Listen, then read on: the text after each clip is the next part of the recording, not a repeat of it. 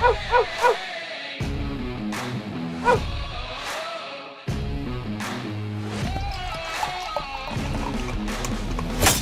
to another edition of the Dogger Pass podcast. This for UFC 298. Paul Shaughnessy here.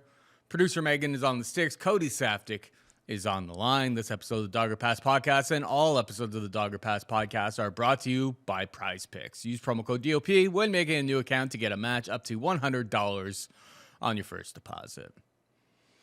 We had pretty similar picks last week, Cody, except for, we are recording this far in advance. I'm going away on vacation next week. When Mayo goes away and I don't have to run the studio, I look for an opportunity to get away. Leaving the country, going down to Florida.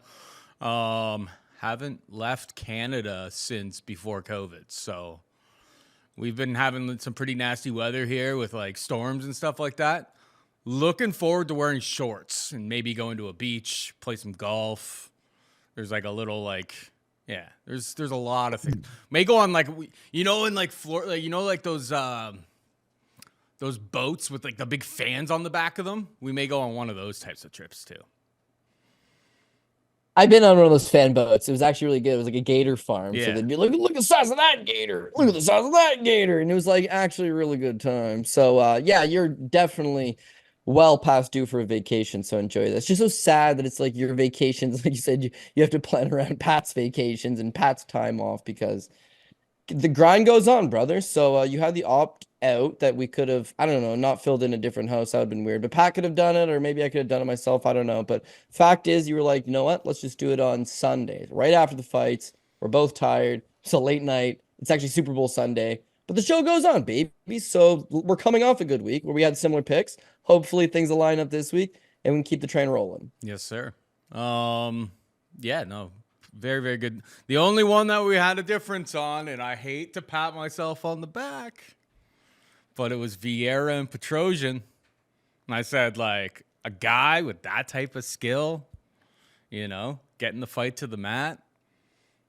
Two things. Finds the arm and got 3 takedowns and got the arm triangle. Like, it looked pretty clinical. When I saw him on the scales on Saturday, I was just, on Friday, I was just like, he's looking good. He's looking ready to roll. Yeah, he was definitely looking ready to roll. But I don't know. It wasn't like on my end, losing by first round submission is bad optics, bad pick. You're right. Completely right. But at the same time, yes, it's a fight game. Like, I'm chewing this guy up at distance. His leg's getting blown off. He's getting punched in the face. I'm thinking to myself, Vera's an idiot. He hasn't even shot yet. And then there's like, I don't know, halfway through the round, he shoots for the first time. And then you're right. Once he put hands on him, he was obviously strong. He's picking up and slamming him. He's exhausting himself. The plan was get out of the first round. We're like 10 seconds away from doing exactly that. And yeah, he tapped, but it was like a phantom tap. He wasn't quite all the way out. Like, either he could have survived another 10 seconds. Like, by the glory of the gods, had he not tapped and they stopped it, I got no contest. Ooh, I would have taken it. I'm not too proud to take a no contest when things aren't going in my favor, Paul. Like that time Ronnie Lawrence versus Daniel Argueta. Oh, I'll take it all day. Yeah. Main thing is, dude, it was a 14 fight card. And then overall, I went 11-2 with the no contest. And then you went 12-1 with a no contest. So crazy, but there's bounces. There's bounces to be had. And unfortunately, the Petrosian one wasn't one of them. I had him a little high. The other pick I got wrong, Zach Pauga. Another guy I think actually couldn't win that fight. I think he can win that fight. He just fought a really stupid game. The most success he had was that 90 seconds he had in the clip banger. Gustaf's got power for presumably that one round. Why go back to range and strike with him? Anyways, that's just the bounces of the game. If that was a 12-fight card, you could have swept it. It was a 14-fight card. A couple things went the other way. The main thing is the guys that we needed to win won. The 4 underdogs that we went with all won. Hermanson in the main event. We're not going to complain about a night like that, no doubt. No complaints whatsoever. I just wanted to like dig you a little bit. But no, like the thing of, it's the fight game. Yeah, like, fair enough. If that round, like if he doesn't tap, if he gets out of round, like if Petrosian gets out of round 1, the fight probably like very well could get flipped on its head. You know what I mean? Like that's the margins there. Sometimes people are like, oh, he absolutely killed him. Oh my God, that was so easy. It's just like, it was, Rodolfo's That's the reason why it's like a 50-50 fight, right? And that was the 50%, domination from Rodolfo. But yeah, I was not. I was praying to the gods when he was there. I was just like, oh my God, please tap him, because I did not want it to get out of that first round. Trust me. The one that got me was I actually had to work at Fight Network last night for the they had a BYB card, the bare knuckle boxing, got a 5,000 in the Trigon. So I was driving, right, and I had the Giles fight versus Paredes on the radio. Like my phone was connected and I could listen to it through the radio. Couldn't see it, and it just sounds like Giles is fighting the fight of his life, Paul. Like he's about to really fucking screw me here. Yeah. And he is going through the motions and doing the damn thing. And then all of a sudden it was just like plunk and he's out. That's what Prada Whoever would have been stuck in traffic with me would have looked over. They're doing like, this guy's going berserk. So the bounces of the fight game, right? Can't emphasize that enough. Yeah, Prada was looking pretty bad up until the point that Giles was dead. He was about to go down 2 rounds, right? He knocked him out at the end of the second, so he wasn't down 2 rounds. But had the third started and you're down 0-2, like you've got problems on your hands. Same thing with the Hermanson fight. Like we had Jack, and then watching it, I'm thinking like Jack's gonna work his way back into this. The third round's key because you dropped the first 2, right? Got to win those last 3. The third round's key. Like turn the tide now and start making it happen. So we've got a loaded pay-per-view. Like we complain about the structure of cards all the time and like the what's good and what's bad, but like this is a tight pay-per-view. So we had success with a cheesy little fight night. Take it all day. Hopefully that translates into the bigger cards. All right, main event. We've got Alexander the Great Volkanovski taking on Ilia Topuria. -120 for the champ. Alexander Volkanovski +100 for Topuria. Lots of money's been coming in on Topuria. Obviously, like we've been super high on him. I mean, I bet him in his UFC debut at like a +150 underdog against Yusuf Salal. And every single fight, it seems like this guy's getting better. And like all of the skills that you kind of saw in the regional scene are, coming into form. He's got good grappling. His striking is definitely on point. Super, super dangerous guy. A guy I respect a lot in this division. I'm going with Volkanovski in the main event here because I feel like this line is getting skewed by what happened with Volkanovski taking the rematch against Makhachev over in the Middle East on like 10 days notice, fighting a man who's much bigger than him. Obviously got knocked out bad. That could happen here. Topuria is a bad man. But I feel like this line, maybe it's just begging me. Maybe it's a bit of a quote-unquote trap, but I feel like Volkanovski can probably secure takedowns, and if he does, he can just hang out in guard, stay out of trouble. I mean, he was on the mat with Brian Ortega. Brian Ortega almost got him out of there, but like that's some of the best jiu-jitsu in the featherweight division, and he was still able to get himself out of that situation. He throws crazy volume. The pace is super high.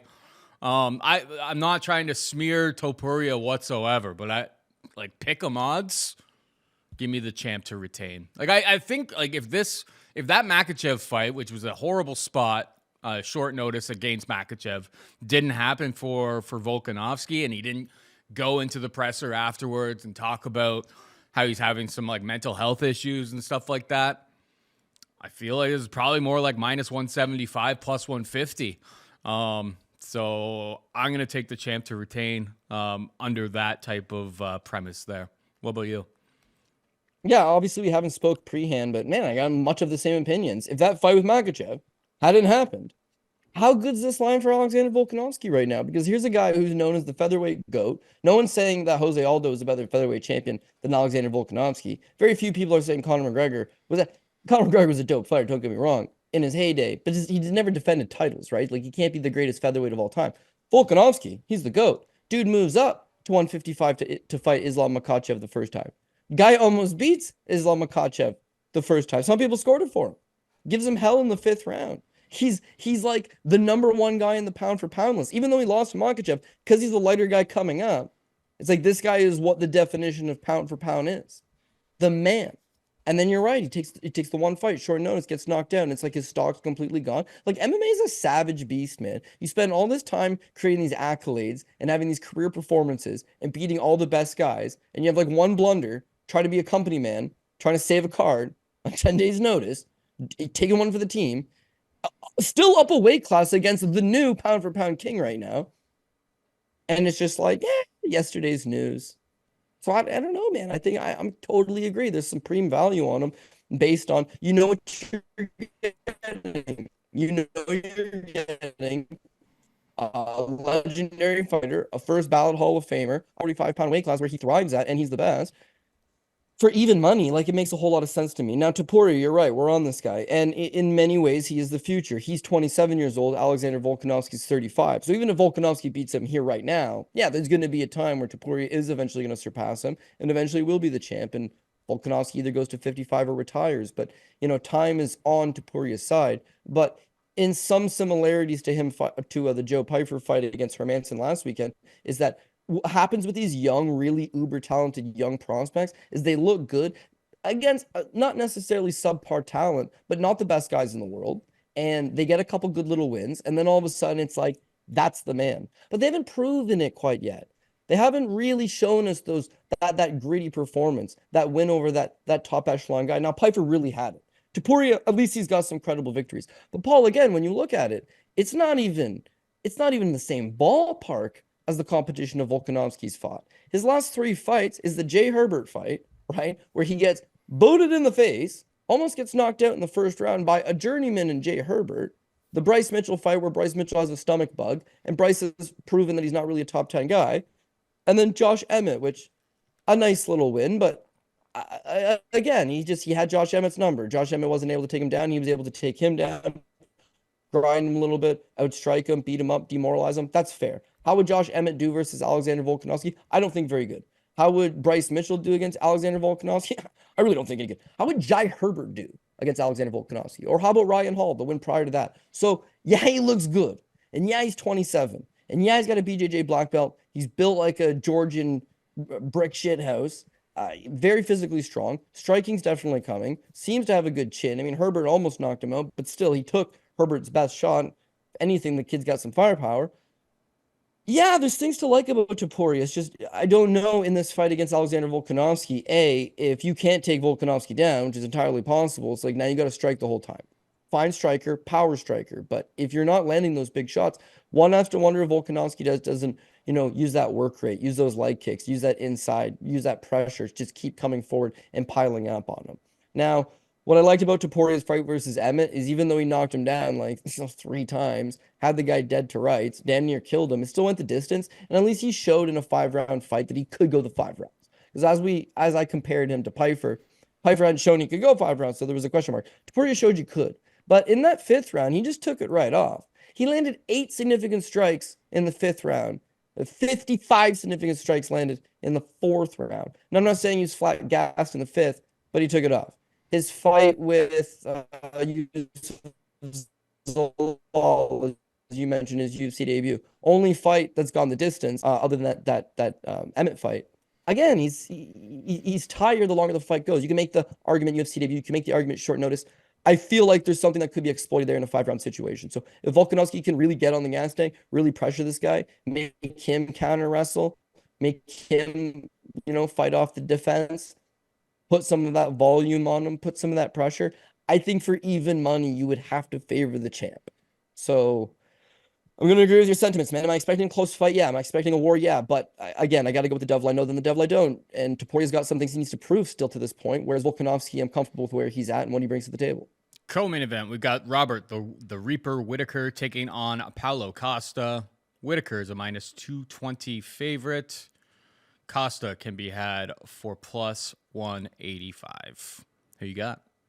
Yeah, so this one's why MMA is MMA. Like Robert Whittaker, I think, is leaps and bounds better than Paulo Costa. He's way quicker, way more technical. He's got the veteran savvy. He's got the experience. He's got the cardio. He does everything right. And Paulo Costa gets away with doing just a ton of things wrong. But MMA is a cruel sport, man. These guys are fighting, punchy kicky, hitting each other in the head. And I am very much worried about Robert Whittaker's durability because there is a history of him either getting knocked out or him getting beat up pretty bad. And to me, that's kind of at what point does it catch up to him, right? Now, there's a history of it. Again, he's fight all the way back at 170 pounds against Stephen Wonderboy Thompson back in the day, the first round knockout. Then you go to his fights with Yoel Romero the first time, drag him out, beat him up, lots of damage sustained in that fight. Goes to the next fight with Yoel Romero because they decide to run it back. Yoel landed 111 significant strikes over 5 rounds, 2 clean knockdowns, has Whittaker done on his feet multiple times, doesn't quite put him away. But sometimes not getting knocked out is worse than just getting knocked out. And just getting knocked out, that you end it. It's over. The continuous beating is what takes away, time off your career. The sustained beating is what's going to lead to the and he took a lot of damage in that fight. He goes right from that fight to his fight with Israel Adesanya, where again he gets knocked down twice and knocked out in the second round. So it's 3 fights. Yeah, the Thompson fight, Wonderboy, that's a long time ago. But in that period of time, 3 straight fights of just straight damage, man. And to me, he hasn't really recovered since. He looked flat against Darren Till. Jared Cannonier, he looked hesitant, but looked okay. His rematch with Israel Adesanya, knocked down, ended up surviving the 5 rounds, but did get knocked down. And then his last fight with Dricus Du Plessis, fights an okay first round. Second round, he gets taken down, which is very uncharacteristic for him. And when he gets taken down, he gets mauled on and gets knocked out again. So the only thing going Paulo Costa's way is that he's a specimen, dude. How he passes all those drug tests, I don't know. Because the guy's pretty jacked up. He's got some power. He's got some notoriety. He's willing to go there and bang with you. And even though he could be behind on scorecards, or even Whittaker could be chopping him up with that jab and making him look foolish, all it takes is that one counter right over the top. All it takes is that one left hook, sneak down. Like, something could get through and make it really bad for Robert Whittaker. The reason why I'm just going to bite the bullet and take Robert Whittaker is Paulo Costa couldn't knock out Luke Rockhold his last fight, Paul. That to me is problematic in its own. So if my whole narrative here on why I wouldn't pick the more skillful guy in Robert Whittaker is the narrative that I think he could be a little shop warm and could be there to get knocked out, it's like Luke Rockhold to get knocked out. He's like the most shop warm chinny guy of the division. So Paulo bangs, sure, but Paulo's wins, right? Gareth McClellan, which is a rugby player from South Africa who got cut very quickly. Oluwale Bangbase he was fun as hell to watch, but he couldn't win. Johnny Hendricks, big fat Johnny, who got retired a short time afterwards because he sure as hell didn't have it by that point. Uriah Hall, who was like one of the bigger busts in recent UFC memory history, I guess. That was a terrible sentence, memory history. But Uriah Hall, I never really got past the top 15. Yoel Romero, who at that point was in his 40s. And then he lost to Izzy and Marvin Vettori, and then beat Luke Rockhold, who's also near his 40s, and shop worn and retired and done.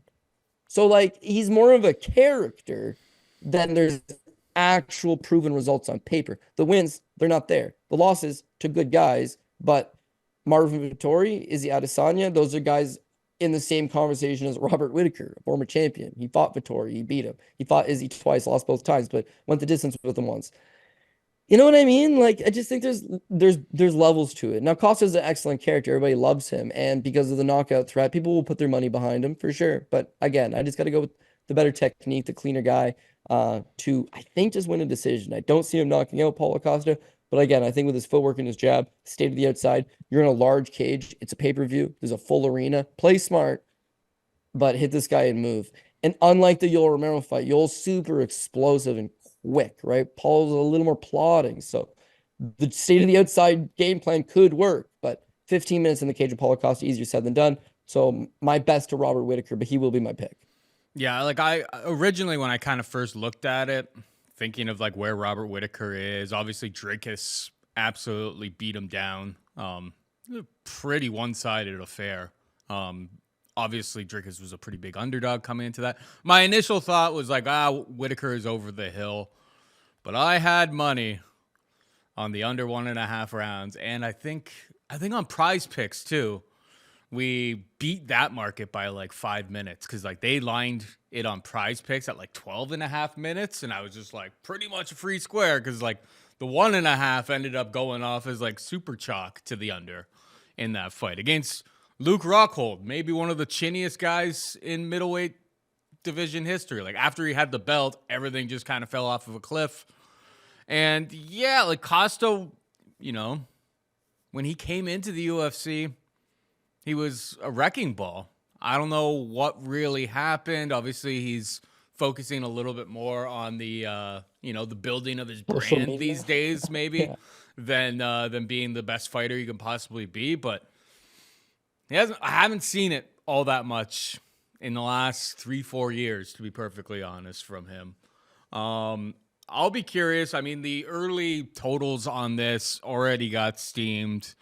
Over 1.5 rounds opened at minus 185, and it got moved down to minus 240. So it's like, I'll be interested to see what like Whittaker by decision is. That may be how I attack this one. But the fact that that total is getting steamed already leads me to believe it's probably not going to be as generous. So it'll probably be plus 100. Anything. If I can get like a plus 150, sign me right up. But I highly doubt that we actually get to that. But yeah, Whittaker is going to be the pick for me as well. I think he just throws more volume, is a little bit more tactical in his approach.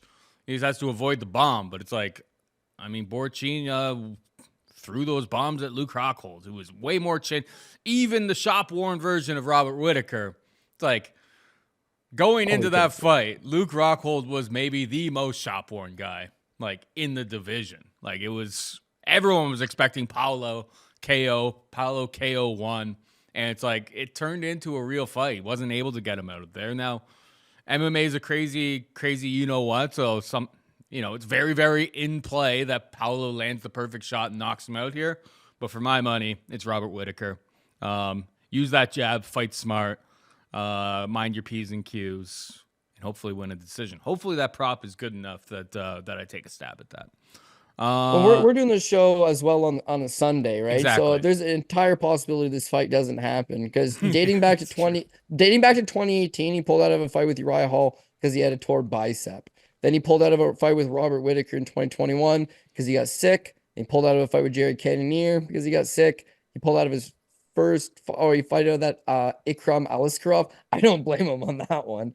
And then he's supposed to fight Kamza, and he gets this elbow infection. And you can see when he announced the elbow infection, he wasn't in shape. He was never planning on taking the fight. It's just a really good way to boost your social media. Oh, Kamzat's hot. People are talking about him. You want your face on the poster next to him. You want to be in the discussion. You want to talk all this smack. And at the last minute, be like, sorry, elbow infection, I'm out. But yeah, that makes me wonder. Like, Whittaker's the kind of guy that shows up and takes these fights. In fact, Chimaev's on record being like, yeah, I wouldn't really want to fight Robert Whittaker because you can recognize pure talent. But Father Time's the one that's undefeated, right? So, like, Whittaker's got all the talent in the world. But at what point does the durability just kind of evaporate? But I'll give him the benefit of the doubt because Dreykus is the current champ, and pretty much everybody that's beaten him is one of the best guys that it's ever fought in the division. But yeah, it'll be a nail biter, I think, for a little bit until Whittaker eventually pulls away. All right, we got Ian Machado Garry taking on Geoff Neal. Garry is a minus 210 favorite. Neal can be had for plus 180. How far removed? So, yeah, Garry was supposed to fight Vicente Luque back in December. And then he was kind of getting, like, social media bullied.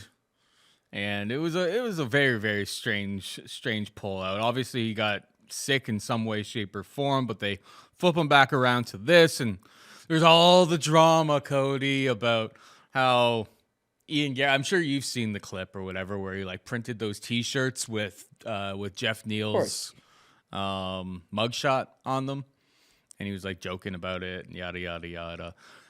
I believe I speak for everybody when I say we all want to see this guy get his head knocked off. But Geoff Neal plus 180, a striker going up against a long technical striker who's shown that's the fights that he can win. I just don't know if Geoff Neal's the guy to do it. Pains me. I probably won't bet it, and I will hate watch it hoping that Geoff Neal pulls this off, because everyone likes Geoff Neal. He made one mistake. He, whatever happened there. And then, yeah, Garry using that for like self-promotion is pretty shameless. But yeah, the pick's going to be Garry. I want him to lose, though. So I know you're not supposed to let your emotions get in the way of money, but it's like I would feel dirty having a Garry in one of my tickets. Who do you like here, buddy? Yeah, the last time that we were talking about a Garry fight, it was supposed to be against Vicente Luque, and I was all for taking Vicente Luque at plus money. The difference there being is that Vicente Luque, for the first time in his career, was coming off the fight with Rafael Dos Anjos, where he just wrestled the entire time.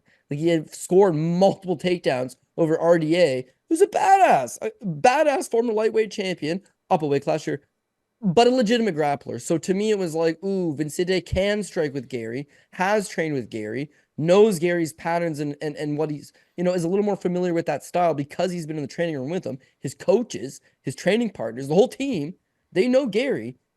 And they exploit this guy's ground game, take him down. Looking at Garry, he's given up a bunch of cheesy little takedowns throughout the course of his career. And one has to wonder, that would definitely be a path to victory. If you're getting taken down by Darian Weeks, Gabe Green, twice by Song Kanon, problematic. But now you're flipping it. You're going to a guy that's virtually one-dimensional in Geoff Neal. Not only is he one-dimensional in that he's a striker, he's not going to lean on that wrestling, not going to lean on that jiu-jitsu a whole lot, is that he's primarily just a boxer. He's looking to put his hands on you. The kicks, yeah, they're there. This guy booted Mike Perry in the head once upon a time. But for the most part, I just feel like he's just looking to inch closer, get inside that pocket, unleash those hands on you. If this fight was in the Apex, maybe a little bit easier just because it's a smaller cage, less room to have to travel. Maybe I can cut this guy off a little bit and then make him walk into one of my big murderous hooks. But in the large cage, these guys that are just quicker, and Geoff Neal is a talented fighter, but his gift is his power. It's not his speed. These quicker guys, they stay to the outside and they chew him up. They use range. They use a jab. They use little pitter-patter leg kicks. They stay mobile. And as long as you move laterally, you can just move around Geoff Neal. When he fought Stephen Wonderboy Thompson, it was an excellent example. Wonderboy Thompson, one of the best guys with distance management.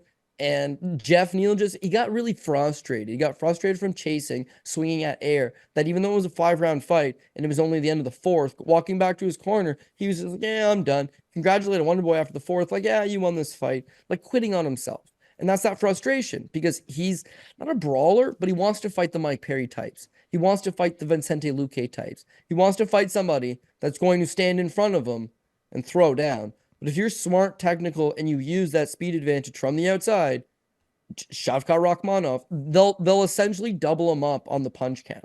Like he'll land 60 or 70 big shots, but they'll land 110, 120. They'll just be more active. They'll land a little cleaner, and eventually the judges will give it to them. And so as much as I don't like Ian Garry either, right? The mugshot thing, whatever. Bringing up Neil Magny's kids, like that was a little weird. But just the whole like persona of like he shows up to the gym with the camera teams and the social media teams and he talks a big game and he got kicked out of SBG Ireland. He comes over to Florida, gets kicked out of a couple gyms in Florida, constantly moving gyms, constantly showing up with the social media hype, being able to wear the t-shirt saying, look at this. Yeah, Geoff Neal, blah, blah, blah. DUI, had a handgun in the car for the record. Talk shit. And then Sean Strickland or somebody talks a little shit to him online. MMA Guru talks a little shit to him online. And he just melts into the victim position. Like, I hope so bad this guy gets blasted in the face and gets knocked out. But from a betting standpoint, I think he wins more often than not on volume. So could he clip Neal and put him away? Yeah, but I think probably a decision. Stay to the outside, pitter-patter, stay smart. Keep in mind, he got dropped by Song Kanon. He could get dropped by Geoff Neal. But get up, recover, use that speed, move your feet, and just outpoint him. It's not pretty, and nobody likes the guy, but I think he probably does win this fight in the end. So I will take Ian Garry. Yeah, and Garry will do that, and then he'll get on the microphone and pretend that he just did the biggest masterpiece and that we should all be in awe of the performance. He'll just hang out at range and like jab. Use those long range which fight was it that like after it was a pretty bad performance and he got on the mic and it was like he painted the Mona Lisa. Like he was just like, oh, this is like the most brilliant performance ever. Like it was crazy. Everyone hates this guy. Like it's working for him, I suppose, in a way. Like it's definitely making people talk about him. It's not necessarily good. I don't know if he's selling more merch because of it, but it is what it is. Yeah, it's a tough position because he comes from the school of Conor McGregor, where it's like you grow up, young kid, you idolize McGregor, he's your countryman, and he's a slick-tongued Irishman, and that gets him to where he needs to go. But the difference is like, you can't take away from Conor what he did accomplish. Like, they weren't giving him easy fights. He's fighting Dustin Poirier, Diego Brandao, Dennis Seaver. Like, these guys were all actually good. and he's fighting them in his first few fights. To knock out Aldo in less than 10 seconds, to absolutely smoke Eddie Alvarez in that type of fashion in a masterpiece performance, he was very good. Garry is fighting the Darian Weeks of the world, the Gabe Greens of the world. Yeah, he's starting to fight a better level of competition, but is he the next coming? Like, I really don't think so. But yeah, this is what's going to get you those bigger fights. It's eventually you talk yourself into a situation you can't back out of, where they're going to be like, okay, we'll fight the next available best guy, and then you might run into problems. But yeah, I don't know. As for as many problems as he does have, clearly there's some skill there. Clearly some of it's just persona. But yeah, you said it best earlier. It was like, you can't let like a hatred for a guy blind you from a decent betting spot. I don't know how great of a betting spot this is, but if I was forced to bet the side, I feel like Ian Garry does get the job done. Yeah, same here. All right, moving on down, we've got Merab Dvalishvili taking on Henry Cejudo. -180 for Merab, +155 for Cejudo. Interesting on Prize Picks, promo code DOP. They've got Merab's takedowns listed at 4, which I know Merab goes out there, he takes down everyone, and he's not very good at holding people down, so it's like he could get 4 in the first round. He's taking on Henry Cejudo. I don't have all the answers, but like you'd have to get 5 for you to lose that. 4 would be a push. That one just seemed it's only a 3-round fight. It seemed a little bit jarring. I know Aljamain did manage to take down Henry 4 times in a 5-round fight last time out. I don't know. It just all seems kind of interesting. Do you have a hot take on this one, Cody? It's I love Merab. I think he's good, but initial thoughts is I have interest in the underdog, Henry Cejudo, just because I think he, obviously being a Olympic champion in wrestling, can maybe thwart Merab's best path to victory, which is non-stop attacking takedowns. Like, the guy just spams takedowns and just forces you to defend the entirety of the fight. Cejudo seems like the kind of guy that maybe could put a wrench in those plans. Yeah. I mean, stylistically, you 100% nailed it. Is that Merab Dvalishvili doesn't rely too much on the wrestling, but that's clearly the staple of his game, is being able to take guys down 10, 11 times and just mash on them. That's what makes him highly effective. So yeah, now he's taking on an Olympic gold medalist, one of the best wrestlers of the division. Like, doesn't it kind of make sense that wrestling would be taken off the table? Aljamain Sterling got the takedowns. There's a teammate of Merab Dvalishvili. That's fair. So maybe he racks up quick takedowns, like the fight hits the ground, they credit you with the takedown, but then I just don't see him holding him down. Like, I think Cejudo pops back up, and then it's just really a scramble, and then who knows if they credit you with the takedown at all. But super interesting fight. The other thing is Cejudo is a natural 125-pounder, right? He was a world champion, 2 weight classes, but him at his best is 125. He's a flyweight. Beats Demetrius Johnson, even though I thought Johnson won that fight. Beat some good guys, moves up to 135. At 135, he's getting these quick knockouts. TJ Dillashaw, Marlon Moraes, Dominic Cruz, guys that you could all say were at the tail ends of their careers respectively. But I mean, he's getting those quick knockouts. I'd like to see someone drag him out in that prolonged, 5-round fight. The fight with Aljamain, what's interesting here is that Cejudo, the flyweight, fighting up at 135, taking on Aljamain Sterling, more than a natural 35er, flirting with the idea of going to 145 because he's in fact a large 35er. But Merab's not a big 35er. Like, I met him over in Nashville when he came to corner one of his fighters at a Aries Fight Series show, Nashville Underground. He's a flyweight. I bet you he could make 125. But when Aljamain first got the title, and he was very vocal about he wouldn't fight Aljamain, he even expressed the idea of going to 125. So I don't think he's that much bigger than Henry Cejudo, to be honest with you. And I don't think the wrestling would be all that effective. To me, it's that both guys are great with the wrestling, and then they decided, hey, if you want to be a fantastic martial artist, mixed martial artist, you need to blend the other skills. So they got working on the striking. Henry's got decent boxing. Henry's got some okay output. He is an okay striker, and of course, he's got some power. Merab Dvalishvili, meanwhile, he's just like more of a wild man, a little more reckless, forward pressure, crash the pocket, can take one hell of a punch. Jose Aldo had this guy absolutely rocked on wheels. And you see his ability to recover. You see his ability to come back. You see his ability to just swarm you with volume. And that Aldo fight, I thought was a perfect example. He never scored one single takedown over Jose Aldo. He just outstruck him.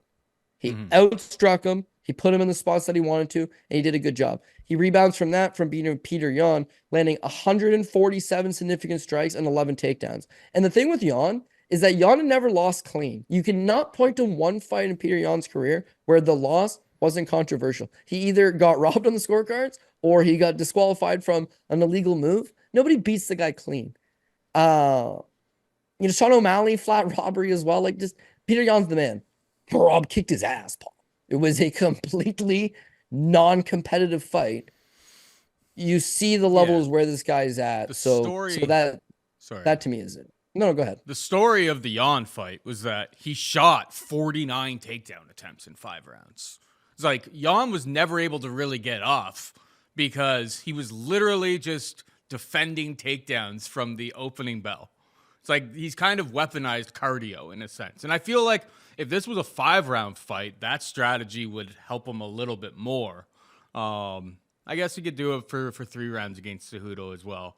And then against Aldo, he was 0 for 16 on the takedowns.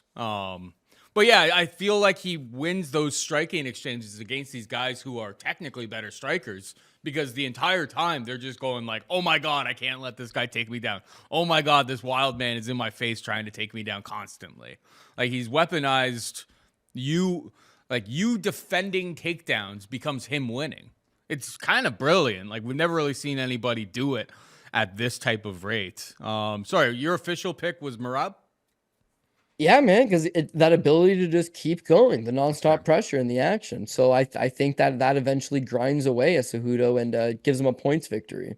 All right, so we have a little bit of disagreement in that fight there. Cejudo for me, Dvalishvili for you. Moving on down, we've got Anthony Fluffy Hernandez taking on Roman Kopylov.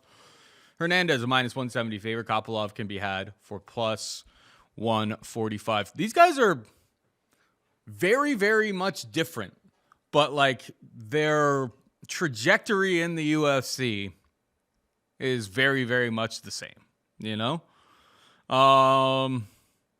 got Kopylov rolls into the UFC, loses by rear naked choke to Karl Roberson, and you're just like, whoa, that's a bad look. That's a bad look. Loses to Duraev, gets taken down once, but like kind of loses in the striking exchanges. And since then, he is on a warpath. It's like the stuff that you saw in the regional scene, it's kind of all coming together for him.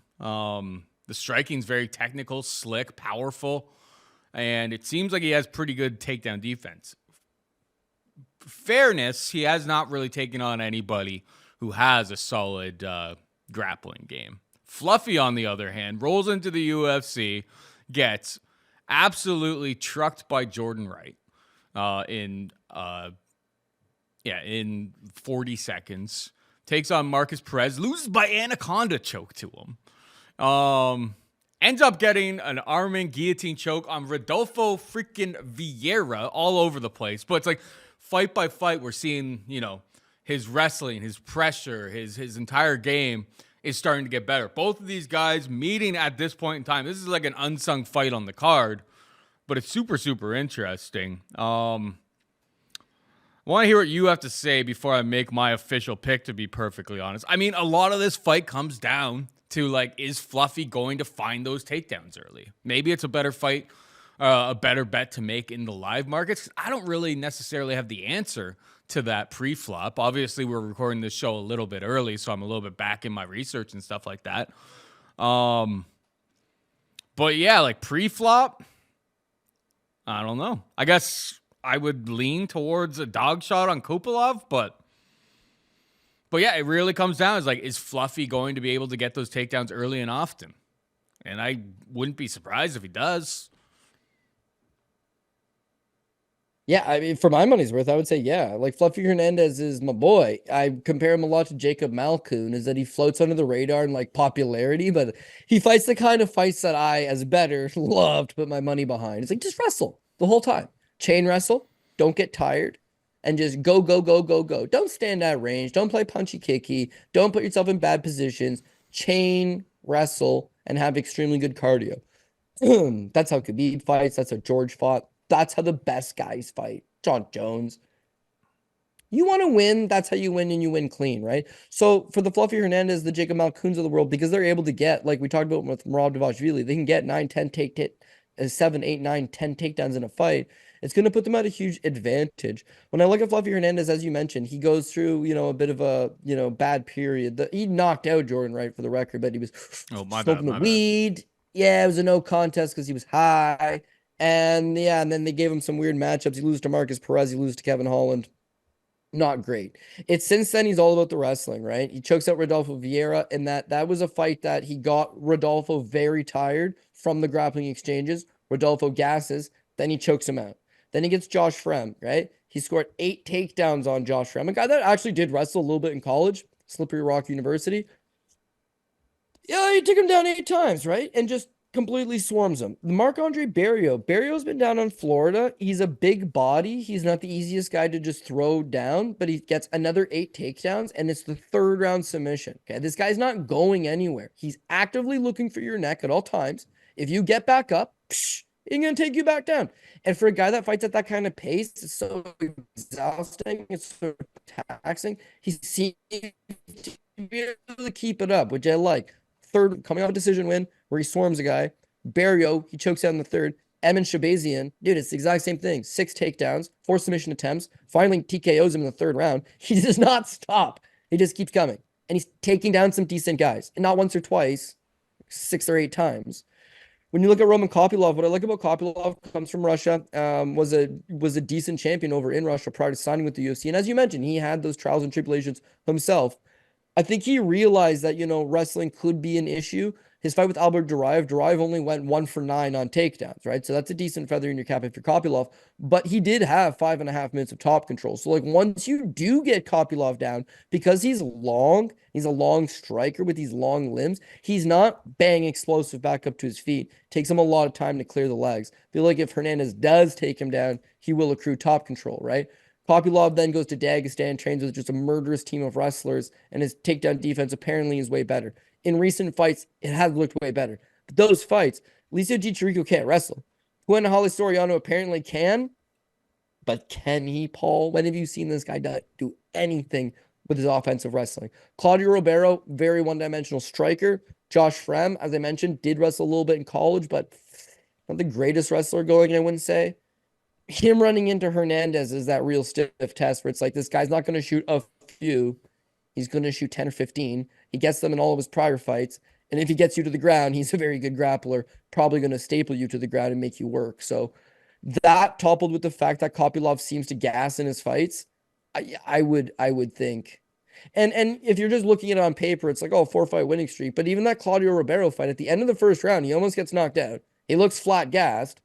And then he wins at the start of the 2nd. But there's moments that you can exploit this guy. And he's a natural striker. So if you strike with him, that's where he's comfortable. If you make him wrestle and you lean on him and you grind on him, he will get tired from holding your weight. He will gas. Once he gasses, game plan goes out the window. So I like, again, Hernandez is heading in the right direction. He's a guy that's going to break into the top 10.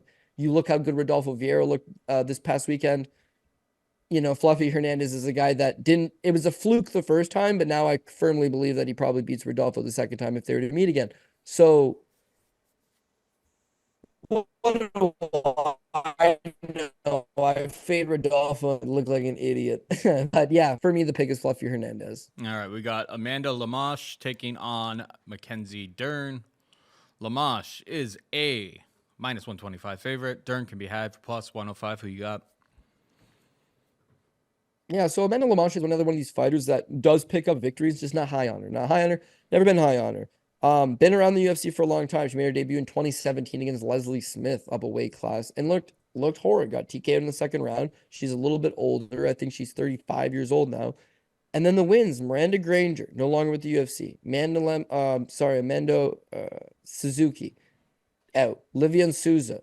She was a good Invicta champion, but oh my God, was she bad in the UFC. Montserrat Ruiz, the one-move girl. Angela Hill. Angela Hill is finally a top 5 contender. A journeyman sort of types, but someone that's been around the block. Not one of these easy Miranda Granger or Mizuki Inoue type fights. an actual legitimate fighter. And in that fight, man, she struggled. Like, she ends up winning a split decision. I can see her losing it. It was close by the numbers.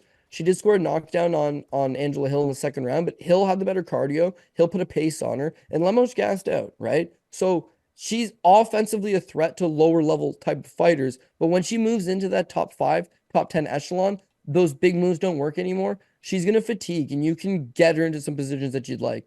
Her fight with Michelle Watterson, she gets her with the guillotine, but she did get taken down that one time.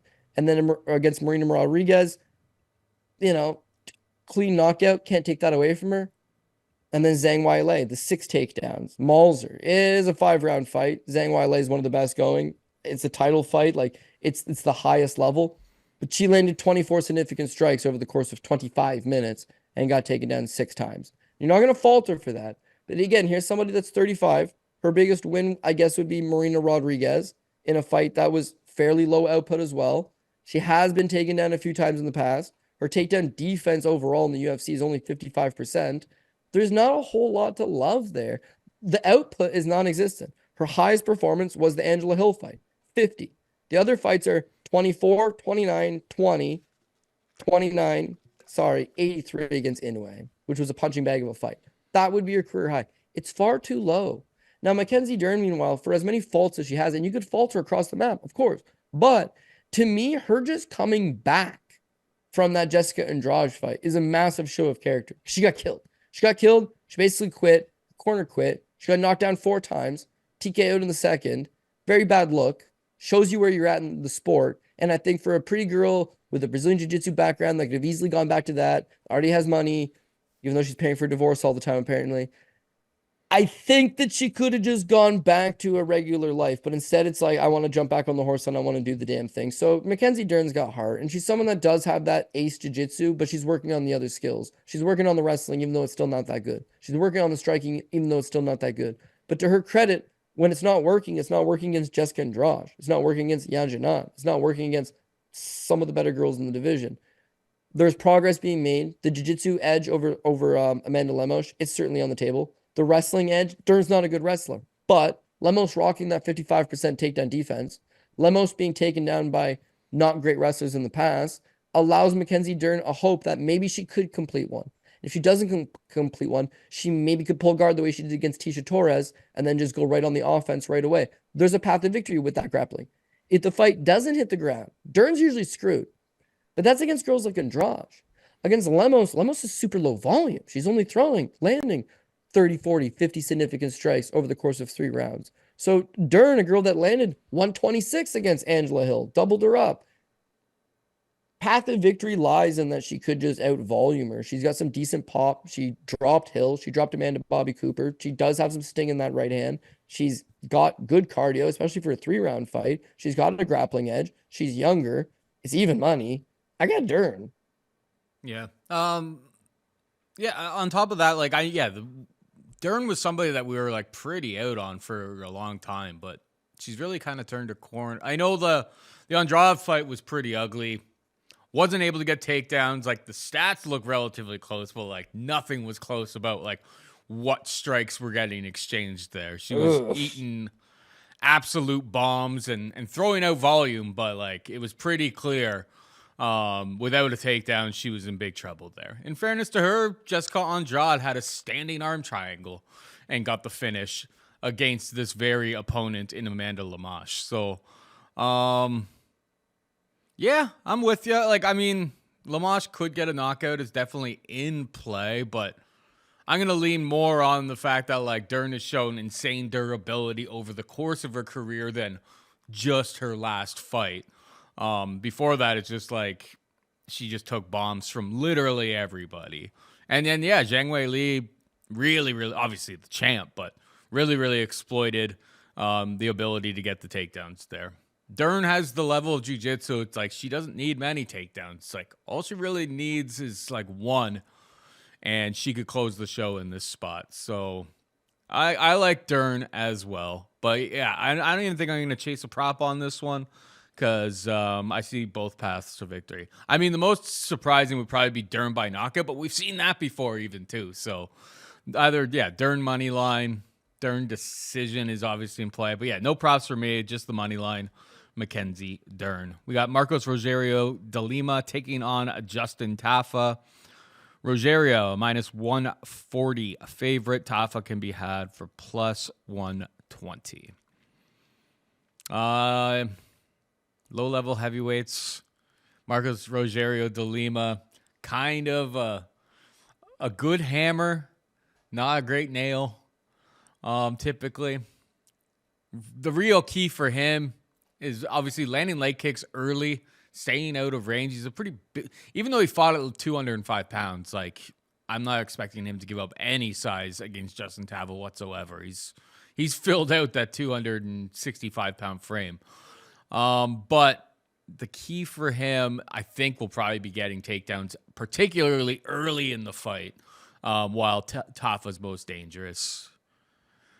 I have no intention of betting at least on Sunday, 6 days in advance of this card. But the pick for me right now will be Marcos Rogerio de Lima. What about you?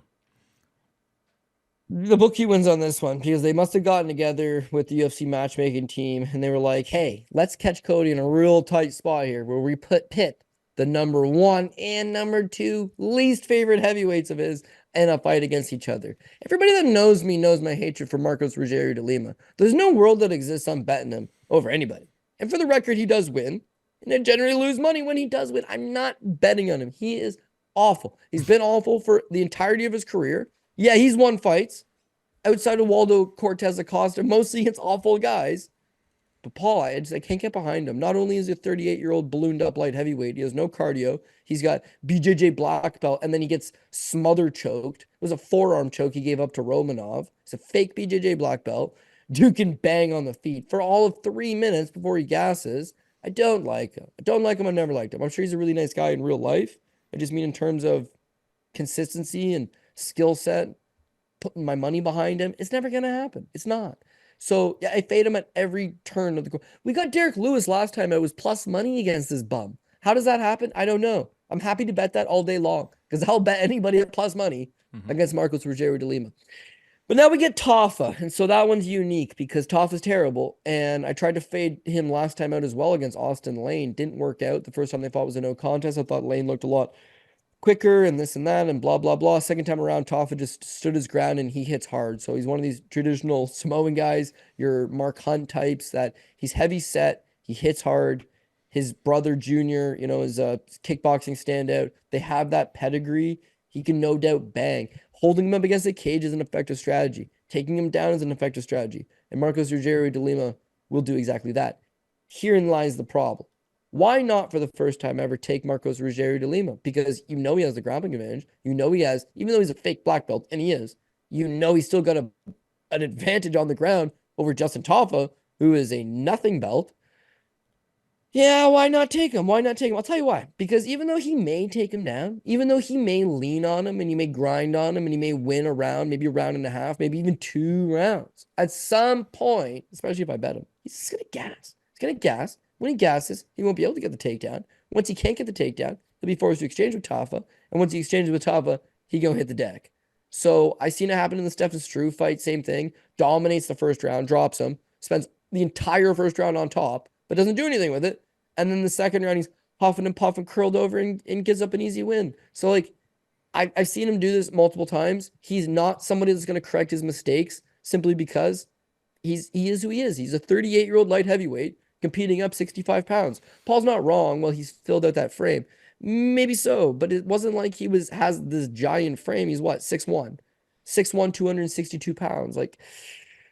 He's out of shape. He's not ripped up. He's a little bit older. He's super slow. He's super plodding. But yeah, he's built like a Brazilian fire hydrant. And if he hits you in the first 3 minutes, it's going to be a problem. He is not a great wrestler and he's not a great grappler. But in comparison to Tafa, sure, yeah, no, he has the advantage. But I can't do it, dude. I think Tafa just tires him out and punches him out at some point. It's not going to be pretty. It's not going to look good for us early. But if he's got to prey tease Giles him at some point in late second or third, he's going to do it. So I will take, we got a underdog on Mackenzie. Dern was the first dog pick of the card. I'm going to go follow it up with a second dog pick and take Tafa. I mean, I'm not gonna like fight you on that one all that much. I'm actually quickly just going through. All right, Harry Hunsucker attempted one takedown on Justin Tafa. Harry freaking Hunsucker, former, worst fighter in the heavyweight division. You can't spell suck without Hunsucker. You can't spell suck without Hunsuck without suck. That is 100% accurate. I think that's the only. So he has 100% takedown defense, but that's because the only person to actually attempt a takedown against him is Harry Hunsucker. Oh, no, sorry. Carlos Felipe tried once as well. So yeah, like it's a real wild card kind of fight, right? Like Marcos Rogerio de Lima's grappling could be just so much better. But you're really not gonna know. You're really not gonna know that until they're in there fighting. You know what I mean? Yeah. The other thing is, as I mentioned, Rogerio de Lima's 6'1", 265, but Tafa's 6 foot 265. So like, yeah, I'm sure you can take him down, but he's built like Mark Hunt with these giant tree trunk legs. And even though Mark Hunt was a kickboxer that couldn't wrestle and got destroyed on the ground at every chance he could, he eventually learned enough takedown defense where it was like, oh, he's a rock. He's a rock of a man that throws an uppercut up the middle. Try to take him down. Not that easy. Taking down these big boys, not that easy. So yeah, just bite the bullet and do it. I was on Derek Lewis last time out at like plus 200. That line was freaking nuts. I couldn't understand. A few of like the paid touts or whatever, they put out Marcos Rogerio de Lima when he was like minus 150. And that market got so steamed that like late in the week, you're just like, this is dumb. Like this is heavyweight. And we have a former light heavyweight taking on the Black Beast. And boy, oh boy. Yeah. Our thoughts and prayers to your CLV because bye-bye. It's dead. Moving on down, we've got Rinya Nakamura taking on Carlos Vera.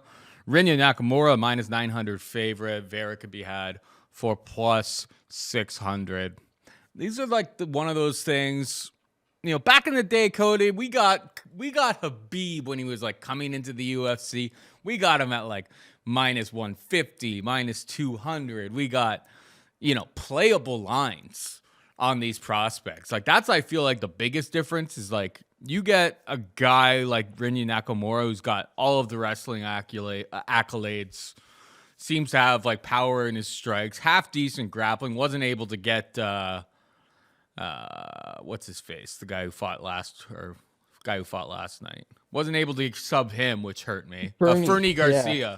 Wasn't able to sub him, but like had him in some tough spots. The kid looks like the goods.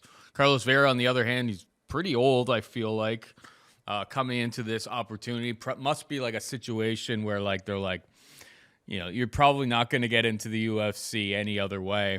I don't know how he got here, but they're throwing him right to the wolves against Rinya. I mean, Rinya's the pick.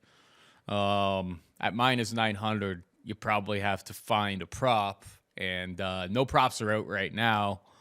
So not entirely sure what to do with this fight. Rinya's the pick, but is there value on a minus 900? It's hard to argue. Hard to argue that there's really any sort of meat on the bone there from a value boy perspective. But yeah, the kid looks like the absolute goods. This seems like probably an even easier fight, at least on paper, than his previous ones. And yeah, the best thing to come out of the road to the UFC, in my opinion. Yeah, like you said, he's got all the accolades. He's one of these guys that already has a solid foundation and then is now coming to MMA. They're moving him up the right way, and it looks like he's going to be a potential threat down the road and a contender for years to come. So we all like what we see out of him. Carlos Vera, meanwhile, this is more just like a dream come true. So he's 36 years old, and this is his UFC debut. He's beaten a couple decent regional show guys. He's also lost when he steps up on the regional show against guys like, Levi Moles or, Fisher back in the day. Those guys will beat him. He's probably not going to get to the level that he's, wanted to. Like I said, it's a dream thing. So what does he do? Signs up for the Ultimate Fighter and jumps on the Ultimate Fighter, has one fight in the house against Brad Katona, was the eventual champion, but always has mixed results in the UFC for whatever reason. And he lost to Brad Katona. So they just opt not to sign him. I mean, he lost the first fight. He's 35 years old at the time that he was on The Ultimate Fighter, and it's just like back to the regional show. So he booked a fight for CFFC on the regional show, on the regional scene, and then they needed someone for Daniel Marcos, super last minute. He jumped up, and Marcos pulled out of the fight with visa issues. So because the UFC had signed him, because he had jumped up, and because he had pulled out of the CFFC fight to take the UFC fight that never happened, it's like he's under contract now. You owe him a fight. So this is the fight, and they're not giving him any favors. It's not like, hey, yeah, thanks for that one time. Here, let's give you a guy that's doesn't got a promising future, or is a little bit older, or is coming off some losses. It's like, here's a standout wrestler with just phenomenal physical strength, excellent grappling, very tenacious, solid cardio, racking up wins in the UFC. Yeah, it's going to be a problem. Now, as you mentioned, minus 900, what can we do with that? Not much, right? Money line, not going to be great. I can't put him on my top ticket just because it's not going to add anything to the second play. So he's got to be a second ticket kind of guy. I got a gut feeling the submission play is on the table, because when you look at Carlos Vera, he's been submitted before. He struggles with grapplers. He doesn't have the greatest takedown defense. He gets put in bad spots. I got a feeling that Nakamura takes him down, pounds on him a little bit, takes the back specifically, and then locks in that choke. Now, some people might be saying, couldn't choke out Fernie Garcia. Let me tell you something about Fernie Garcia. That fight against Hader Emil last night, but we'll call it last week. Another tough spot in that fight, yep. And he moved up a weight class from 135 to 145 on like 4 days' notice, got absolutely concussed half a dozen times, and then this beast of a man, Emil, who's jacked and looks like a 55er in there, is got his neck and is squeezing it in and he gets out. There's no quit in him. And for the record, we always talk about Mexicans can't get knocked out. He didn't get knocked out. The ref saved him because he wouldn't go down. The guy's a badass, man. Nakamura's going to get in that same spot, grab a hold of Vera's neck and squeeze it, and he's going to do the tap. So look for him to get taken down. Look for him specifically to give up his back, because that's generally what he does when he scrambles to get back up to his feet. And I think Rin, who's only getting better and better, only getting more confident, and has a vice grip on him, is going to grab him. So I think I would chase it with that Nakamura submission prop if I want to juice it up in my favor. Yeah. I mean, I'm ready to hurt again, because I was on. Yeah, I had because I think last time it was like a straight pick 'em, or like even minus. It was like minus 150 for like him by knockout, and then him by decision was like plus 500, and then like him by submission was like plus 500. And so that was the avenue I went, and he had multiple opportunities. Now you see Fernie just literally will not quit. Yeah, he was so close to getting submitted against Hader Emil last night. And just like it was in deep. It was in deep. Somehow he popped his head out. So he's just probably very, very hard to submit. Is what it is. Don't hate it, Cody. I mean, we don't even have a number, so what value is in that? But I imagine if they line it like they did last time, the sub will be definitely longer than the knockout prop. I will tell you that much. All right, we got Mingyang Zhang taking on Brendson Ribeiro. Minus 145 for Zhang. Ribeiro can be had for plus 125. Who you got? Yeah, this just looks like your classic under 1.5. These guys are big boys, and they are going to bang it out. So 205ers, large men. When you look at Brendson Ribeiro, he's an offensive dynamo, but he's also pretty glassy himself. His last 3 wins are all first-round knockout. Bruno Lopez, first-round knockout on the Contender Series. Joe Paulo Hernandez, first-round TKO due to ground and pound. Gilmar Dutra Lima, first-round 52 seconds due to ground and pound. And then his losses, Paul, David Bergsedekian and Marcio Breno are all first-round knockouts as well. So he's 3-2 over his last 5. All 5 fights have been first-round knockouts. He cracks you, it's going to be a problem. You crack him, it's also going to be a problem. Now, he was supposed to fight Zhang in December of last year. I'm not sure what happened, but they had some complications. Fight just got rebooked. So both guys should be in shape. Both guys should have an extended camp. Both guys are still fairly young. And when I look at Zhang's fought just a crusty level of competition, and it's all the same thing. His last 1, 2, 3, 4, 5, 6, 7, 8, 9, 10, 11, 12, 13. His last 13 fights have ended in the first round, right? He's lost some of those in the first round, and he's won a bunch of them in the first round. That Askar Mazarov guy, right? Remember him? Comes over, just the biggest lied about his record, had taken off losses. The UFC cuts him immediately after it is an abysmal performance. That guy beat him in the first round. Beat him, Zhang, in the first round. Of course, Zhang would have been like, I don't know, 20 years old at the time, so like it's hard to fault him that much. But they're both guys mirror image each other. Is that they can both throw, they both can't exactly take it. They're not very defensively sound. In Zhang's case, when he fought George Tokos, I had George Tokos because I'm an idiot, and Zhang was a plus 450 underdog to Tokos. That would have been considered his first real step up, a guy that had some decent wins, had some credentials, and he cracked him. And that's the problem with these guys that don't have much skill, is that anybody can throw a punch. And if you have God-gifted power, you hit a guy, it's not going to be good. And when the guy stands right in front of you and doesn't move his head, he's giving you an opportunity. Both of these guys finish in the first round. They are both made of glass, but they can both crack to a certain degree. So it screams dog or pass to the highest level. But I don't even just want to take the dog. I just feel like taking Ribeiro because I seem to like him a little bit more. But I don't know, man. Yeah, I got to go with Ribeiro. Plus 125 underdog. Someone's getting cracked. I take the under on this thing. The fight doesn't go the distance. If you take one guy specifically, take him by knockout. Don't go for that decision prop. The difference to me is that Zhang wants to kickbox. Zhang seems to be able to just catch you clean. Ribeiro seems to be able to catch you clean, but he does really well on the ground. Like, he gets guys down, gets on top of them, and then just swarms them with the ground and pound. I think Zhang's got an underdeveloped ground game. If you want to have a kickboxer versus kickboxer, maybe he'll crack you. If you have a kickboxer versus a guy on top of you raining down punches, going to favor that guy. And so if you want to go Brazilian BJJ versus Chinese CJJ, yeah, BJJ is going to win outright, right? So give me Ribeiro to maybe either fight a smart fighters land first, but it's totally dog or pass. Yeah. I have to take the plus 125 on the dog.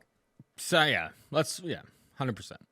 I remember Brendson Ribeiro on the Contender Series, and he is a terrifying individual. Like, he was waiting for like Dana outside of like the room where Dana, and just like Dana, you could tell Dana was like startled walking in. Like, he is a brick of a human being. Obviously, he's got a lot of first round finishes. Where you really sold me though is that getting knocked out by Mozarov or whatever his name was, the guy with like the fraudulent record, that Askar Mozarov, that is like the biggest red flag of all red flags. In fairness to him, that was back in 2018, I suppose. But who is he taking on outside of the Tokos guy? Who I mean, I have no idea who he is, but you say he's all right. Otherwise, all of those other Tokos, all of those other one win. Yeah, all of those other first round finishes are against basically absolutely nobody. So I'll go with the devil I know, and the fact that like Brendson Ribeiro for 15, or he was 14-5 going into Contender Series. Like, I watched him and I'm like, that's a dangerous man. He's gonna have some fun fights. I don't know if he's gonna like do anything like, in terms of like becoming a top 10, top 15. Like, I don't see that, but we're gonna have some fun watching them. And yeah, these are the exact type of fights where it's a dog or pass type of situation. 100%. There are no props out for the total on that, but I will keep an eye out for the under one. I mean, they'll probably they'll have to line it at 1.5 rounds. Yeah, it'll probably be like a minus 250 to the under 1.5 rounds. Like, they're gonna juice that 100%, and it'll probably get steamed the moment it releases. Is what it is. That's the industry that we live in these days. We got Danny Barlow taking on Josh Quinlan. Barlow a minus 190 favorite. Quinlan can be had for plus 165. Barlow, another guy who's on Contender Series this past season. Looks like he's got the skills. Like, he's pretty very, very fast, slick striking. Quinlan, on the other hand, I believe he came from Contender Series as well. He was the one who won by knockout, and then he pissed hot. And then he showed up, and it's amazing. He wasn't on the gear, Cody. Didn't seem to be the same guy. I don't know. What was that fight? The Trey Waters fight. It was pretty ugly there because like we'd seen Trey Waters get finished relatively early. So obviously, Waters is a weird, awkward style, super super tall, long. type of opponent, but it was pretty ugly for him. And yeah, obviously he had the Jason Witt fight, but Jason Witt, like a cool breeze strolls by and it knocks that guy unconscious. So I think Barlow's a rightful favorite. Probably not somebody that actually is that people are gonna be clamoring to bet on because, you know, Contender Series guy, but he's one of the guys I remember from Contender Series that I was like, okay, I can see how this guy works at this level. So Barlow for me. What about you? Yeah, I'm going to go with Barlow as well. You mentioned the thing with Quinlan. Quinlan, when he was an amateur, basically finished everybody in the first round. As a pro, he was having a lot of these quick finishes. And then when he got that no contest against Urban from the pissing positive, yeah, one has to wonder what that took out of him. He looked so uncharacteristically bad his last time out against Trey. I couldn't get behind him right away. But Barlow, I like Barlow. Here's my Danny Barlow story. So the last time I was down in Nashville for Aries, like it was a Nashville Underground card, but the last time I was down there for the Aries show, it's in Nashville. Barlow's from Memphis, Tennessee, from the law school. So he actually had a training partner on the show. So the way they got it set up is, you know, those like punching machines, like the speed bag comes down, you punch this thing, it registers your score. Well, they got one there, and it's like $100 to the highest punch. So I take like 4 or 5 cracks at this thing. I can't get it to 800. Like, I'm so close, but it's like 772, 786, 794. I can't break 800. My boy Greg Hopkins, he's there. He's a former amateur and middleweight pro, right? 185 pounder. Not exactly 185 at the time. He's a little off season.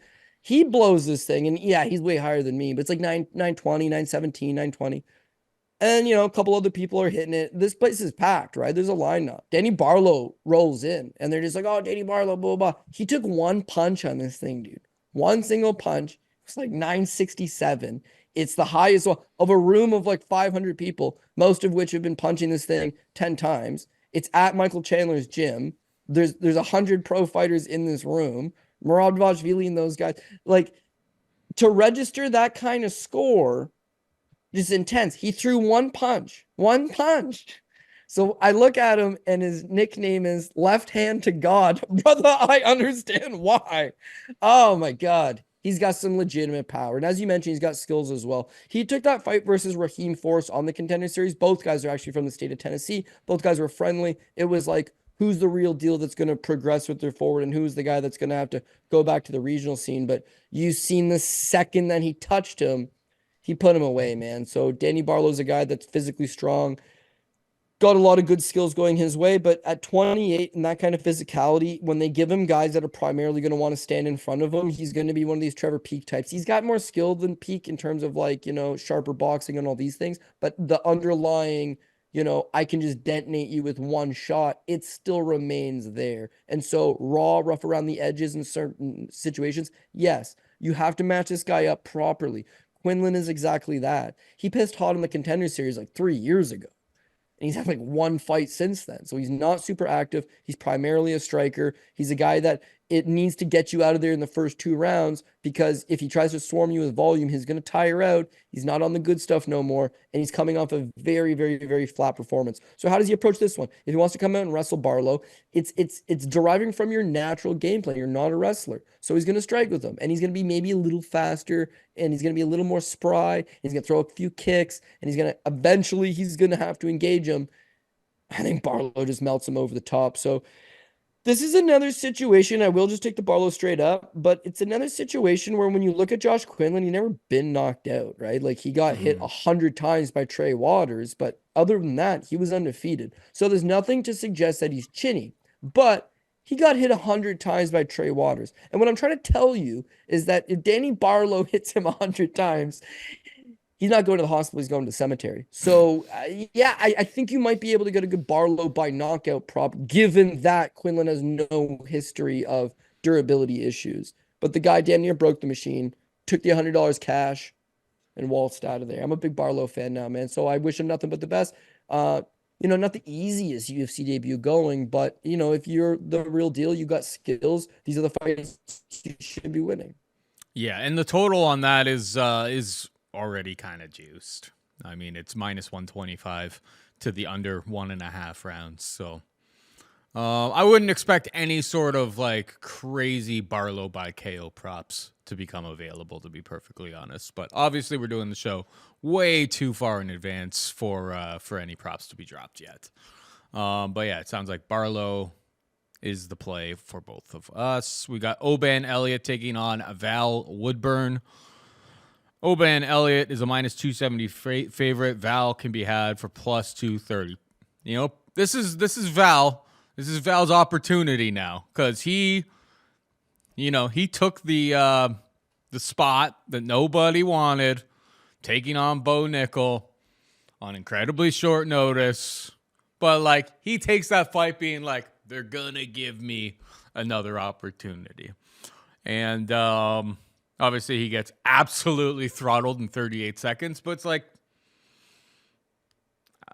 now we're back down to 170, which is a more fitting weight class for him, because he was obviously way too short, 485 pounds. I mean, I feel like most middleweights outside of the top 15 probably have the same fate as Val Woodburn. So I will admit, I don't really remember too much about Oban Elliott, his fight on the Contender Series. I see he won by majority decision. The back of my brain is telling me that that it wasn't the greatest performance by any stretch of the imagination. Do you remember that one? Because this is one of the fights that is a little bit foggy for me. Yeah, what's your take here? Yeah, so I actually don't mind Oban Elliott. He was fought for Cage Warriors for a while before coming over to the Contender Series, so he did have some legitimate experience. And then the guy that he beat on the Contender Series, that Kike Brito, not bad. I mean, that Robert Burchek guy proved to be the biggest fraud this weekend. Eeyore kicked his ass, Paul. But like, Kike had knocked that guy out in the first round at 170 pounds, right? So like, Kike Brito, not a bad fighter.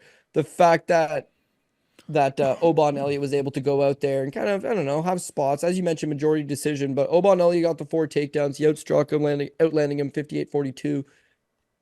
It's not the easiest fight going. I think there's some stuff that you can like from Oban Elliott, and he will be my pick here. Again, because we're shooting the show so early, it's not like, I just don't know that I have that same confidence I should from these early prelim guys, as opposed to some of the main card guys, just because you've had more time to look at it or you're more familiar. But I like what I see out of Oban Elliott. Again, he's fought in a decent level of European regional scene guys. He's fairly well-rounded. Got some good things going his way. Val Woodburn, meanwhile, it's not like it's anything against him. How much can you really know from that one fight? But I'll tell you the issue to me. The issue to me is, here's a fighter who has less than 10 pro fights, and he's 30 years old. He's not fought in necessarily a bad level of competition, but he's fighting on lower level regional shows. When they call for Bo Nickel, like you said, this is your opportunity to jump over having to go to LFA and jump over having to go to the Contender Series and jump over having to physically earn it from that one key victory or that long winning streak. It's like, here's an opportunity to just take a guy that nobody else wants to fight. Look at that guy fighting Umar Nurmagomedov. I'm not saying he's a badass. Just nobody wants to fight Umar. Oh, so they'll sign a guy. Fight? I've seen Umar complaining on Twitter. I didn't know somebody actually took it though.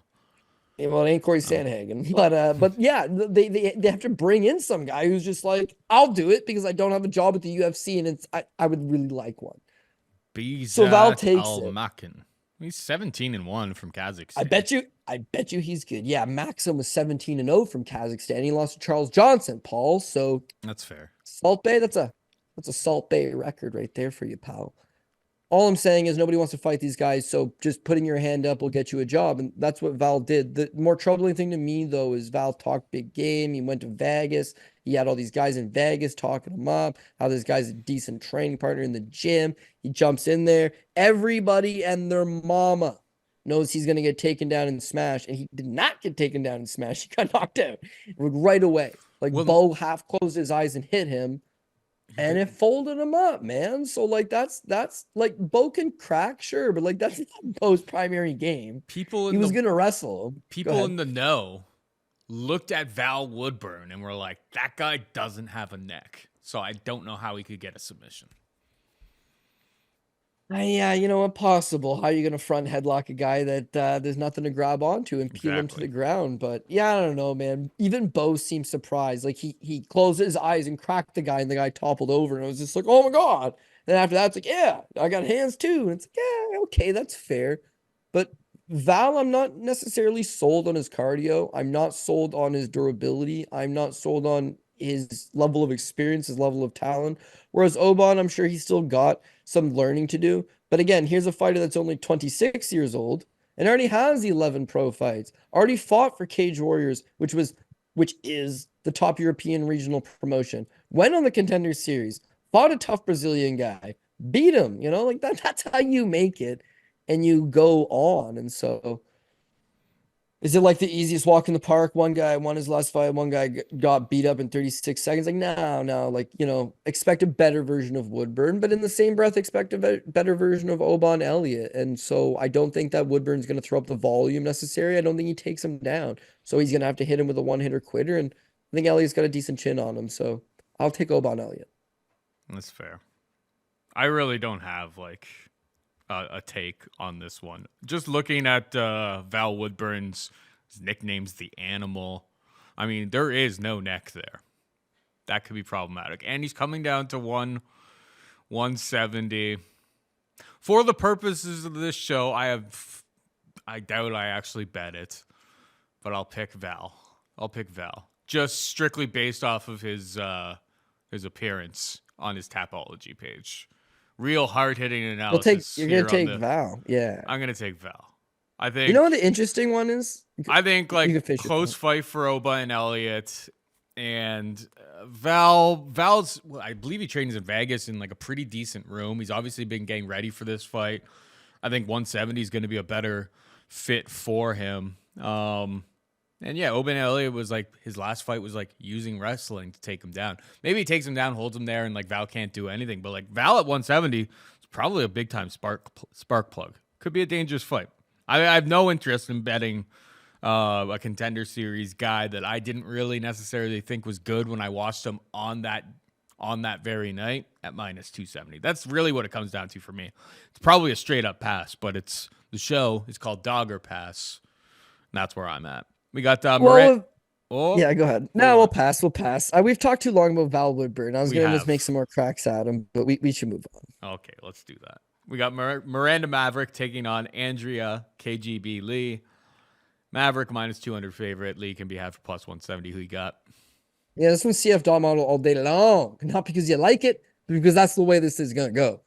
So I like Miranda. I like both these girls, but I like Miranda Maverick. You know, I like the cut of her jib. She comes to the UFC. She is supremely jacked. And I think this girl is so big and strong that she's going to just outmuscle a lot of girls to the ground and beat them up on the ground. But it doesn't really play out like that. She initially had some quality victories. Victoria Leonardo's not that good, but she beat her like when she was just a kid, right? She goes on Invicta, beats her again, beats Shayna Young, beats Deanna Bennett, beats Pearl Gonzalez, UFC debut, second fight in the UFC, Jillian Robertson. Like everything is trending in the right direction. And then I don't know what happens. I don't know if it's a mental block. I don't know if it's the rest of the division caught up, but suddenly Miranda Maverick just gets super stale in there, right? Like the wrestling is not converting to the highest level. The striking's not there. The volume's not there. She doesn't have much of a reach to her. 65, I guess it's not that bad. 5'3", 65 inches, but she pulls up on her punches. Like she doesn't step through. She doesn't land on the target. She's not trying to drive through their opponent. She just like pulls the punch, throws it 3/4 way, gets there, pulls back. You know, the wrestling, half committed to the wrestling. So when she fights, I guess the Sabina Mazo fight, we were both really heavy on her. But yeah, she wins, but she had to take her down 4 times because even Mazo was getting up. Her fight with Shayna Young, she dominates Shayna Young, but Shayna Young not very good. The Jasmine Jasudavicius fight, whenever she shot the takedown on Jas just reversed her, just stonewalled her, ended up on top of her. Ends up taking her once down cleanly herself. Striking numbers will show that it was tight, 67-63. But you go and you watch the fight, Jasmine's just got her number. She's got her number standing. She's got her number on the ground. Miranda Maverick looks largely lost. And then she comes from that. She has the fight with Priscilla Cachoeira. Now, as you know, because Priscilla Cachoeira is your girl, and Priscilla is capable of landing a heater on somebody. But when she hits the deck and you're on top of her, it's game over. It's game over. She can't grapple. She can't wrestle. Brandon Maverick took her to the third round and then dominated her till the third round. But like, the grappling's not that good. The wrestling's not that good. The striking's not that good. And fight to fight, she looked as good against Macy Barber. She looked really good against Macy Barber, got robbed. Then she looked worse against Blanchfield. She looked mediocre against Mazzo. She looked okay against Shayna Young, but it's low level. She looked awful against Jasmine. She looked pedestrian against Priscilla Cachoeira. It's like in 5 fights since her fight with Macy Barber, she's trending downwards. And Macy seems to be trending upwards. I don't know. It doesn't really matter. What matters is I don't see the improvements. And all of a sudden, I'm just not very high on her. And all of a sudden, they're going to try to feed her to you at some point as a minus 200 favorite, which she is here. And it's very unwarranted. And so here's my issue with her beating Andrea Lee at these odds, right? Maverick is kind of live or die by those takedowns, right? Like even where she has those spots of success like Cachoeira or Mazzo, it's because she's getting 3 takedowns in them. The Jasmine Devicius fight where she can't take you down, she's not comfortable on falling back to plan B, which is being forced to strike. She needs the takedowns. Lee has traditionally had bad takedown defense, but she's worked on it so much, it's not that bad anymore. Her fight with Natalia Silva, her last time out, she's somewhat competitive, at least fighting a high echelon fighter, takes her best shots, not bad. Her fight prior to that with Macy Barber, they both landed multiple takedowns. She had 5, Barber had 2. Fight before that, Viviane Arroyo. Viviane Arroyo is a pretty tough girl who just fought Natalia Silva in a very competitive fight. Andrea Lee had a clean knockdown, outstruck her, took her down once. She's there. She's just not over that hump. But Arroyo is a former world title challenger. Macy Barber was supposed to be, this big deal. Natalia Silva is actually legit. Those are good girls. Mm-hmm. Brandon Maverick is fighting the Lilian Jajuas of the world. She's fighting Sabina Mazzo. She's fighting Priscilla Cachoeira. It's not really looking all that good against them. So if it's even money, maybe a fool like me could trick myself into playing one more on old Maverick one more time for shits and gigs. But like minus 200 and worse, you're asking for problems because it's all optics. It's all Lee is on a 3-fight losing streak. And Maverick won her last fight. Let Lee fight Maverick's competition and see how good she looks. Real good. Let Maverick fight the girls Lee's been fighting, and she's on the 3-fight losing streak herself. Right? So even money fight, I'm going to agree with you.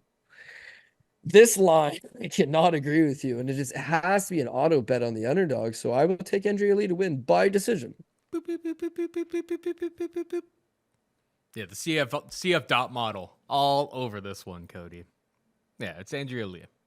Just mostly because, like, if you look at Mavericks, I'm sure you probably said it in your 5-minute break, but I'll keep it pretty quick here. Andrea Lee, when she's not on her back, getting controlled in wrestling, which is obviously in play, and that's how Maverick would probably have her most success in this fight. But it's like she's able to throw up 100 significant strikes in volume. And I feel like from what we've seen from Maverick, it's like that's not really in her wheelhouse. 60 is probably like a ceiling in terms of significant strikes that we'll see from her in a fight. And a lot of these women's fights do come down to like who's just more active, who's throwing more volume. If Maverick's not getting takedowns, securing control, and absolutely holding her down while they're on the feet, she's gonna be eating probably more shots. And it's plus 170, so don't threaten me with a good time. So yeah, Andrea Lee is the pick for me. I haven't made any bets. Obviously, as we have said multiple times over the course of this show, we're recording the Sunday after the previous UFC Apex cards. So it is very, very early in the week.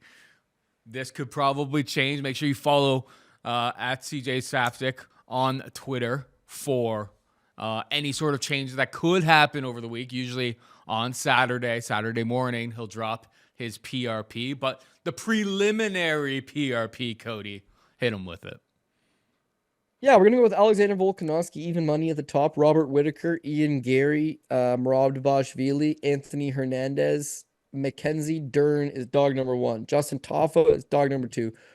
Rinya Nakamura, Brendson Ribeiro is dog number 3. Danny Barlow, Oban, Elliott, and Andrea Lee. So 4 underdogs. That's what we had last week. We got 4 come through, but there was like 6 on the card in total. So is what it is. We're going to go for another 4 this week as well. 12 fight card. Hopefully 4 of the dogs come through.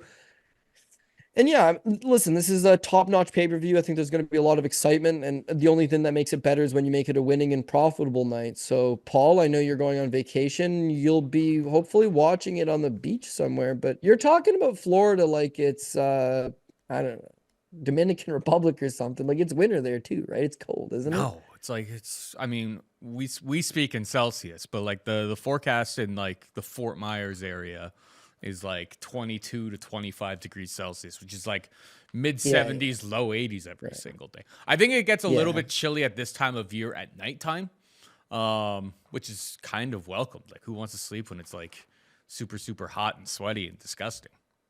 You know what? You're Megan not said wrong, she does, but no, I have a fan on, even in the wintertime. Not for my body type. It doesn't work. It doesn't work out well. It gets all messy. Celiacs don't like the heat at night. No, it's pretty cold. Like Pat in this studio here, Pat's always like turning the heat all the way up, and like, yeah, I built from a different cloth, I suppose. Quickly, the plays that have my attention, not necessarily don't have my money yet, but Volkanovski in the main event. I mean, it's a pick 'em. Give me the champ. Give me a guy who's able to put up a pace that really everybody outside of the 155-pound champion has really struggled against. So Volkanovski's the man. One fight is not going to make me jump off the wagon there, even though I really do respect Ilia Topuria. Brendson Ribeiro, it's your classic heavyweight. You're going to give me plus money on a fight that I think at the worst case scenario is 50-50. And I saw him on Contender Series. He looked dangerous at the very least, but who knows? It's a bit of a wild one. The under 1.5 rounds will probably be super juicy, but probably a nice little parlay piece. Danny Barlow, I think, is a nice parlay piece. Andrea KGB Lee will be getting some of my money, considering, haven't done it, considering Cejudo and considering Dern.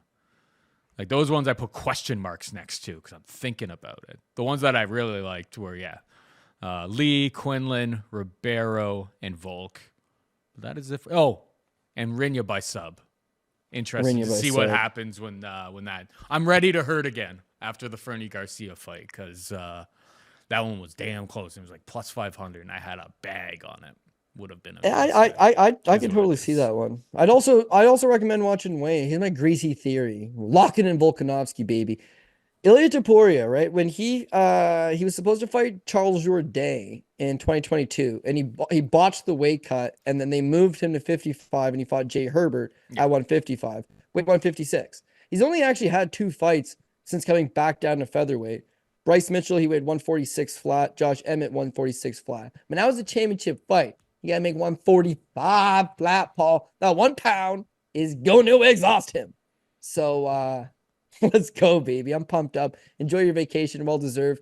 And glad to do it early so that we get at least chat fights instead of skipping it altogether. Yes, sir. Yes, sir. All right, that is it for us this week. Hope you enjoyed the show. For producer Megan and Cody Saptic, I'm Paul Shaughnessy saying goodbye and good luck.